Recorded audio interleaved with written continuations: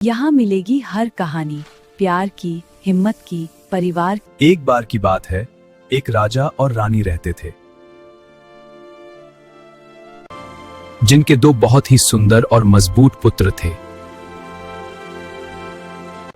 जो दिन की तरह तेजी से बड़े होते गए। राजा रानी अपनी बेटी ना होने से बहुत दुखी थे। हर दिन उनका चेहरा उदास और चिंतित रहता था। कुछ समय बाद उनके यहाँ एक सुंदर राजकुमारी रोजेट का जन्म हुआ। उसके आने से महल खुशी और चमक से भर गया। फेरीज, हमने तुम्हें बुलाया है। बताओ, रोजेट का भविष्य कैसा होगा?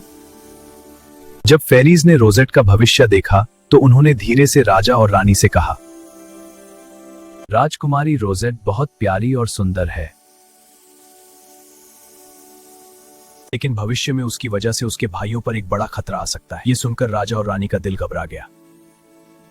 राजकुमार, फेरीज की बात सुनकर मैं बहुत चिंतित हूँ। मेरी रानी महशना होगा, कोई रास्ता निकालना होगा। लेकिन कैसे? वो सोचने लगे कि कैसे अपनी प्यारी बेटी रोजेट को सुरक्षित रखें और साथ ही उसके दोनों राजकुमार भाइयों को भी किसी खतरे से बचाएं।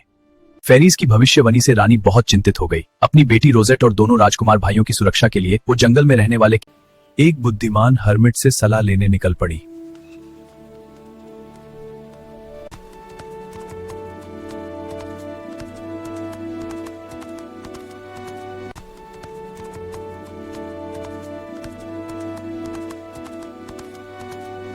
मेरे बच्चों के लिए क्या करूं?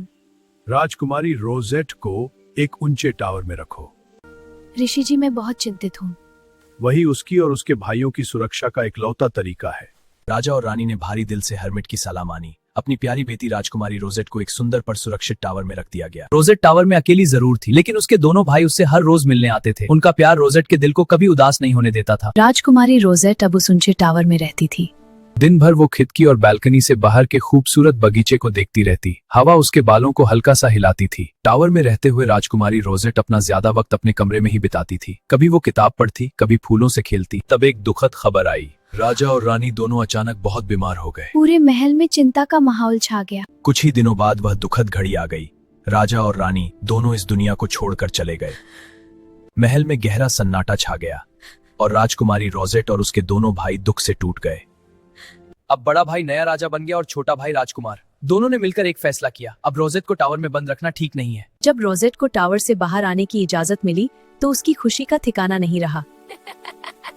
वो महल के बागीचे में दौड़ती हुई गई। उसका छोटा हरा कुत्ता फ्रेटिलन भी खुशी से उछलने लगा। एक दिन राजकुमारी रोजेट महल के सुंदर बाग में टही। तभी उसकी नजर एक बेहद खूबसूरत मोर पर पड़ी, जिसने अपने रंग बिरंगे पंख फैला दिए थे। तभी उसकी नजर एक बेहद खूबसूरत मोर पर पड़ी, जिसने अपने रंग बिरंगे पंख फैला दिए थे। वह उस शानदार और रंग बिरंगे मोर को देखकर मंत्रमुग्ध हो गई। मैं शादी करूंगी तो सिर्फ मोरों के राजा से ही करूंगी। मोरों के राजा को ढूंढने के लिए उसके भाइयों ने रोजेट का एक खूबसूरत पोर्ट्रेट बनवाया ताकि उसे दिखा सकें। तब उसके दोनों भाइयों ने फैसला किया कि वे उस रहस्यमयी राजा को ढूंढने के लिए लंबी यात्रा पर निकलेंगे। दो बहादुर राजकुमार अपनी बहन रोजेट के लिए एक लंबी और कठिन यात्रा पर निकल पड़े। उन्हें मोरों के राजा को ढूंढना था।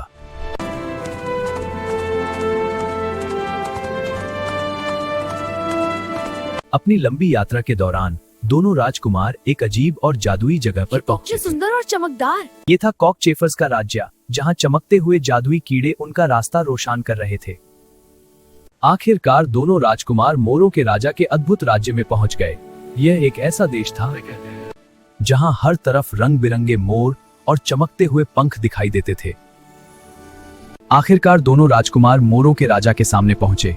जिस राजा के बारे में दूर दूर तक कहानियां मशहूर थीं, वह सच में उतने ही सुंदर, शक्तिशाली और भव्य थे। उन्होंने दोनों राजकुमारों का स्वागत किया और राजकुमारी रोजेट के चित्र को देखकर बहुत उत्सुक हो गए। उनकी सच्चाई को परखने के लिए मोरों के राजा ने दोनों राजकुमारों को अस्थायी रूप से महल के अंदर कैद कर दिया, लेकिन उन्हें किसी प्रकार की हानि नहीं पहुंचाई। उधर राजकुमारी रोजेट अपनी लंबी यात्रा की तैयारी कर रही थी। उसने अपने साथ कई उपहार, कपड़े और खजाने रखे थे। लेकिन दाई के मन में एक भयानक साजिश थी। वह राजकुमारी रोजेट को रास्ते में डुबोकर अपनी बेटी को उसकी जगह भेजना चाहती थी। दाई ने बिस्तर समुद्र में फेंका। जल्दी करो, उसे दरिया में फेंक। क्या हो रहा है? रुक जाओ। हाँ, अब नहीं रुकेंगे। बिस्तर समुद्र पर तैरता रहा।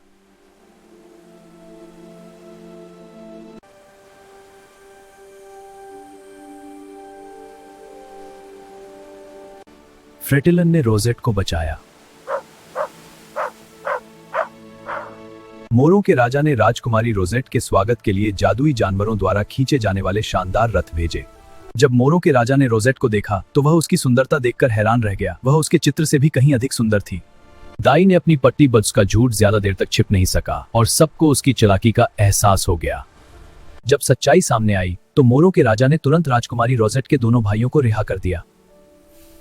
इसके बाद पूरे राज्य में खुशी की लहर दौड़ गई और वे हमेशा खुशी खुशी रहने लगे।